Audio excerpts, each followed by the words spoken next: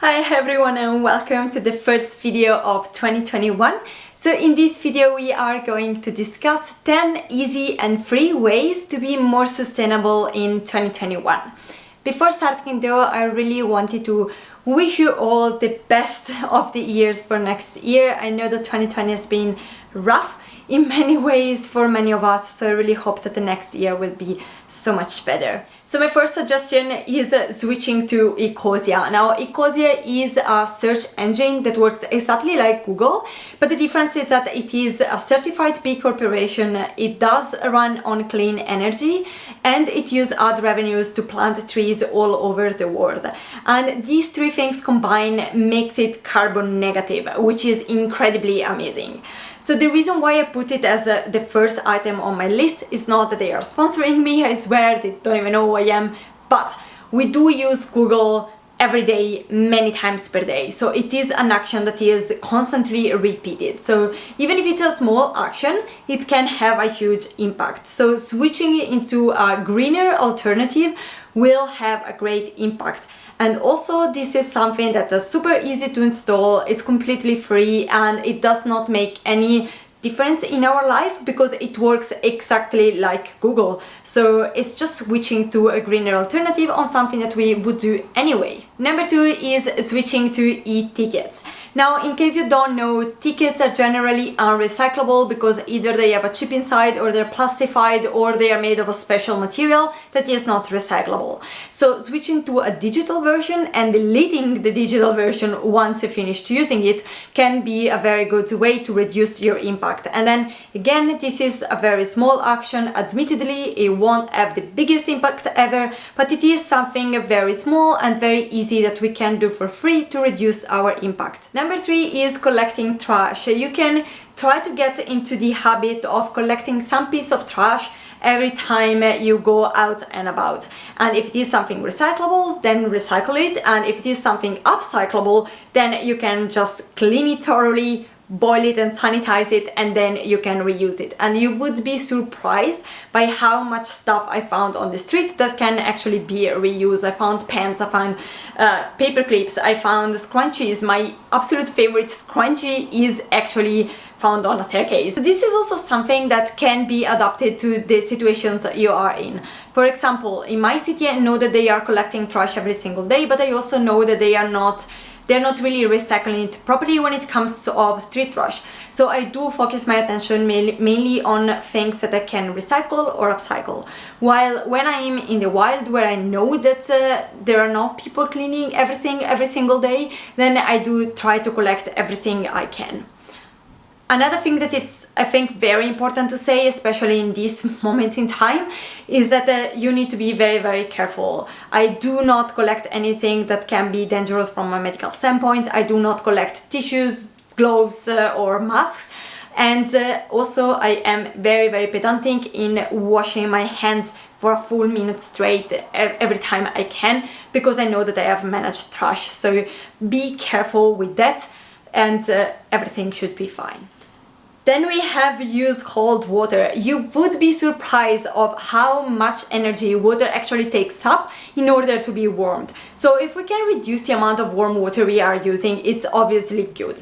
Now, there are things that need to be washed in hot water, especially things that need to be sanitized. So of course, those things, please wash them in hot water. But everything else, for example, my face, my hands, majority of clothes, my dishes, I do all of this in cold water, and I can assure you they come out as clean as when I do it with hot water. And actually for some things it is even better for the garment itself, because hot water can be very harsh, so using cold water will elongate the life of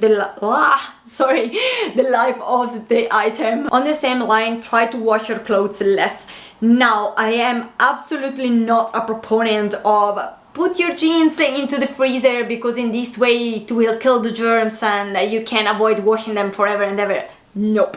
Clothes need to be washed, so please do that. But they don't even need to be washed every single time you use them either. There is like a right balance between the two. So try to wash them a little bit less, and that's not only less water and less energy used, but it will also elongate the life of your garments, because washing them too much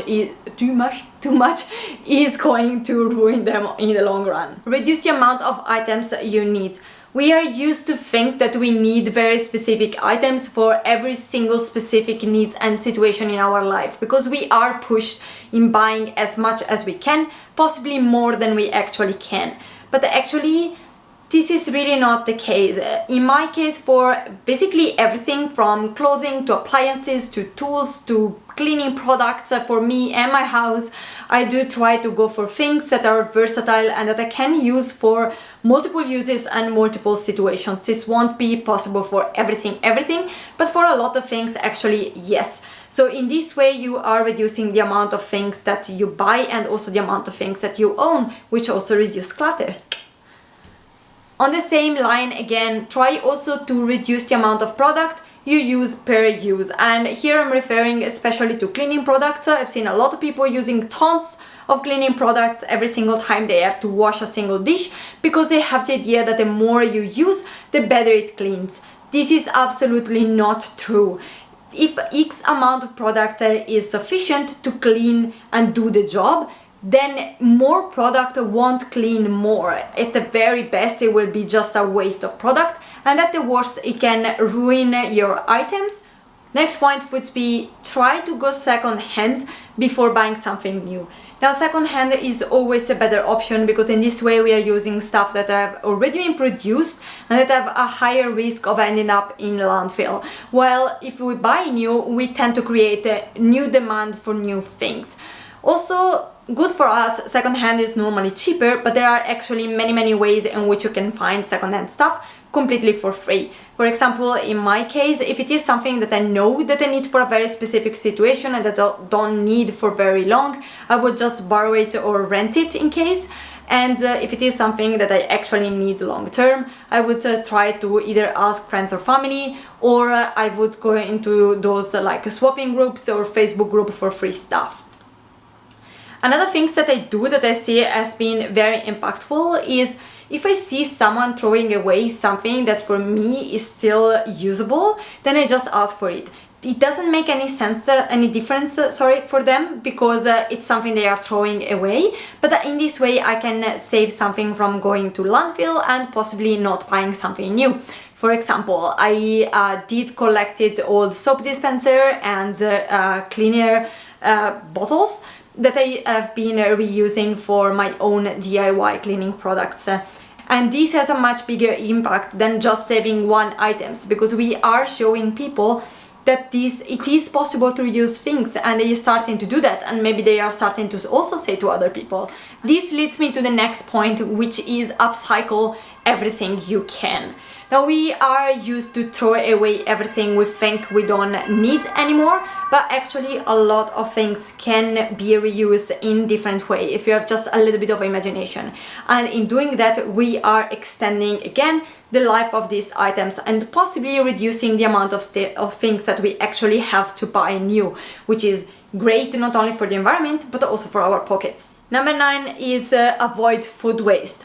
The EU estimated that we are producing 88 million tons of food waste every single year, and this is in the EU alone. So granted, the majority of this food does not come from single households, comes more from supermarkets and production waste, so it's really not all on us, but still it means that we are wasting way more than we should be wasting. So try to reduce the amount of food waste we produce is a good starting point. And there are different ways in which you can do that. For example, making a meal planning, doing a shopping list, only going grocery shopping when the fridge is empty, etc, etc.